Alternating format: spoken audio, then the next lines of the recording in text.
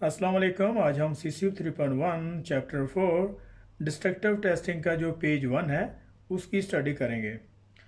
तो चलिए शुरू करते हैं। डिस्ट्रक्टिव मैकेनिकल टेस्टिंग ये किस तरह से मेजर किया जाता है। लाइक मटेरियल को डैमेज करके, इसे तोड़ फोड़ करके इसकी जो डिफरेंट क्वालिटी को मेजर किया जाता है, जैसे हार्डनेस है, टफनेस है, स्ट्रेंथ वगैरह और डक्टिलिटी। इसको किस तरह से मेजर करते हैं, तो इसको डिस्ट्रक्टिव टेस्ट से मेजर करते हैं और ये कैसे होता है ये बताया जाएगा इस आर्टिकल में। तो चलिए देखते हैं डिस्ट्रक्टिव मैकेनिकल टेस्टिंग। तो destructive mechanical testing, destructive and और mechanical test are generally carried out. यहाँ से अभी हम इसको स्टार्ट करते हैं। Destructive and or mechanical tests are generally carried out to ensure that the required levels of the certain mechanical properties have been achieved. Destructive और mechanical test इस वजह से किए जाते हैं कि जो मैकेनिकल प्रॉपर्टीज़ चाहिए होती है, जो डिमांडेड लेवल रिक्वायर है, वो इसमें है या नहीं। यहाँ से अभी हम देखते हैं। When metals have been welded, the mechanical properties of the plate may have changed in the has due to the thermal effect of the welding process। यहाँ तक जब मेटल को वेल्ड किया जाता है तो प्लेट की mechanical property heat affected zone में, हैज़ को हीट अफेक्टेड जोन कहते हैं, उसमें वेल्डिंग प्रोसेस से थर्मल हीटिंग की वजह से चेंज हो जाती हैं।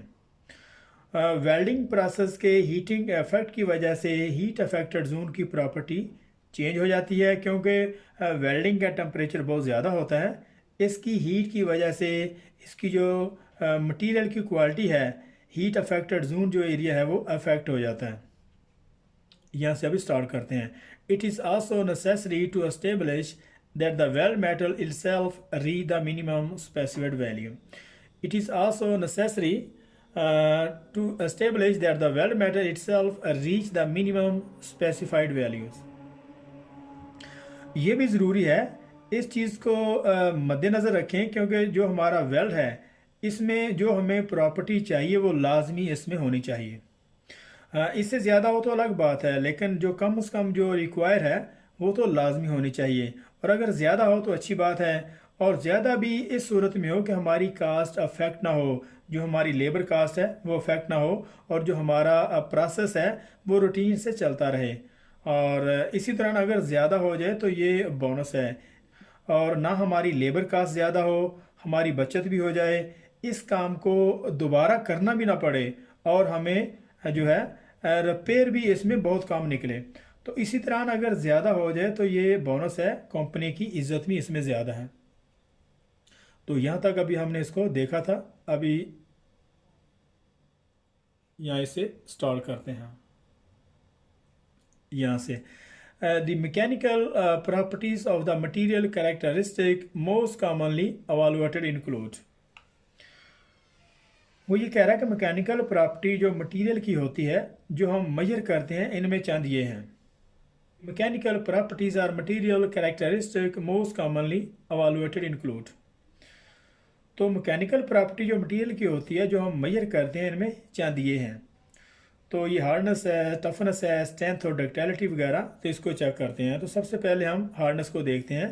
The ability of a material to resist indentation. Indentation वो होता है कि कोई चीज़ किसी चीज़ के अंदर कितना चली जाती है, कितना घुसती है। मिसाल के तौर पर अगर हम छुरी से खरबूजे को काटते हैं, तो छुरी से खरबूजा तो कट जाता है, लेकिन अगर हम उसी छुरी से पत्थर को काटें तो पत्थर छुरी को अपने अंदर घुसने नहीं देगा। यही देखना होता है कि एक मटेरियल दूसरे मटेरियल के अंदर कितना घुसता है, और एक मटेरियल दूसरे मटेरियल को अपने अंदर घुसने से कितना रेजिस्ट करता है, इसकी एडेंटेशन को कितना वो रेजिस्ट करता है। और ये टेस्ट कैसे होते हैं, इसको इसी चैप्टर में आने वाले पेज में डिस्कस करेंगे। तो उसके बाद टफनेस है the ability of a material to resist fracture under impact loads. तो जब इम्पैक्ट लोडिंग होती है तो टफनेस की अभी बात करते हैं। जब इम्पैक्ट लोडिंग होती है, जब एक मटेरियल बार बार किसी चीज़ के अंदर टकराता है और बार बार हथौड़े की तरह लगने से मटेरियल डैमेज हो जाता है, टूटता है। इसी तरह से इसी कंडीशन में जिस मटेरियल में टूटने से बचने की जो क्वालिटी होती है, जो सलाहियत होती है, जो खूबी होती है, उसे टफनेस कहते हैं।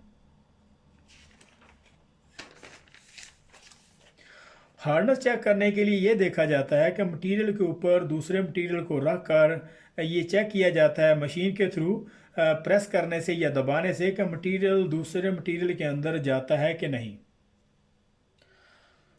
और जो टफनेस में बार बार कोई चीज़ हथौड़े की तरह मटेरियल को लगती है, इम्पैक्ट लोड पड़ता है और वो मटेरियल अपने आप को टूटने से कितना रेजिस्ट करता है, तो ये थोड़ा इसमें सारी क्वालिटी में फ़र्क होता है।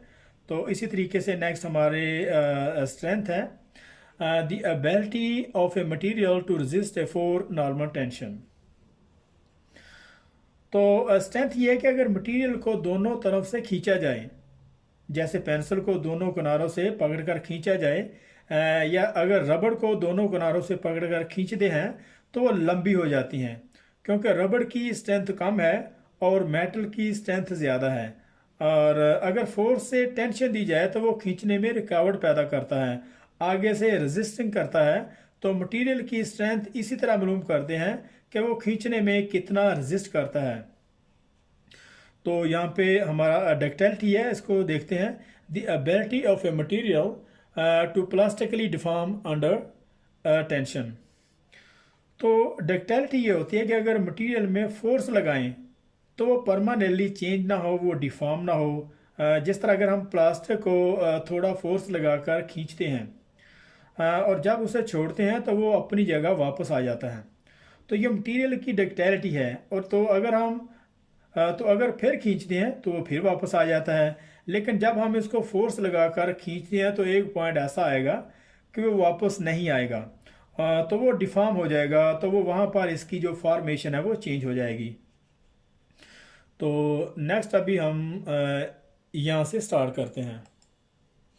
To carry out this evaluation we require specific test.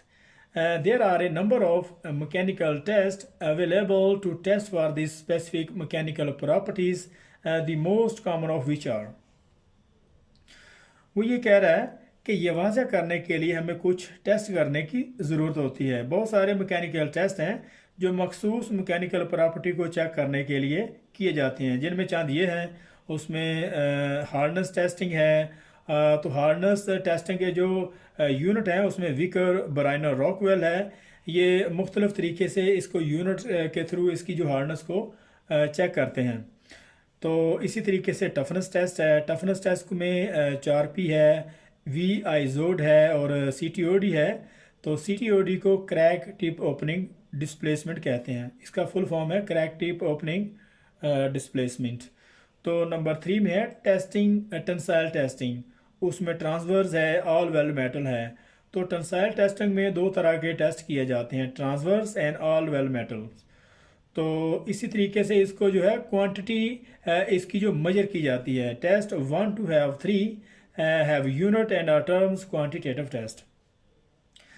1 से लेकर 3 तक जो टेस्ट हैं इनके यूनिट होते हैं और इनको क्वांटिटेटिव टेस्ट कहते हैं। इसमें इसकी क्वांटिटी को मेजर किया जाता है कि इसमें हार्डनेस कितनी है, टफनेस कितनी है और इस तरीके से स्ट्रेंथ और डक्टिलिटी कितनी है। तो नेक्स्ट देखते हैं। We use other test to evaluate the quality of the welds. हम दूसरे टेस्ट भी करते हैं वेल्ड की क्वालिटी को चेक करने के लिए। इसमें इसकी क्वालिटी को चेक किया जाता है। जैसे मैक्रो टेस्टिंग है, यहाँ से अभी हम इसको देख रहे हैं। मैक्रो टेस्टिंग है नंबर 4 में। उसके बाद बेंड टेस्टिंग है, बेंड टेस्ट में साइड है, फेस है, रूट बेंड टेस्ट है। तो इसी तरीके से नंबर 6 में फिलेट वेल्ड फ्रैक्चर टेस्ट है। तो नंबर 7 में butt weld nick break testing है। और इसमें test 4 to 7 have no units and are term qualitative test.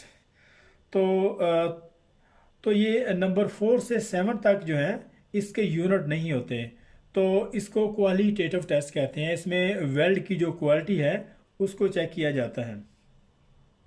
तो यहाँ पर हमारा चैप्टर 4 डिस्ट्रक्टिव मैकेनिकल टेस्टिंग उसका जो पेज 1 था यहाँ पे ख़त्म हो रहा है। तो मिलते हैं नेक्स्ट पेज 2 में। और अगर ये वीडियो अच्छी लगी तो इसको सब्सक्राइब करें, लाइक करें और बेल आइकन को प्रेस करें ताकि हर नई आने वाली वीडियो आपको मिल सके। तो मिलते हैं नेक्स्ट वीडियो पेज 2 में। तब तक के लिए इजाज़त।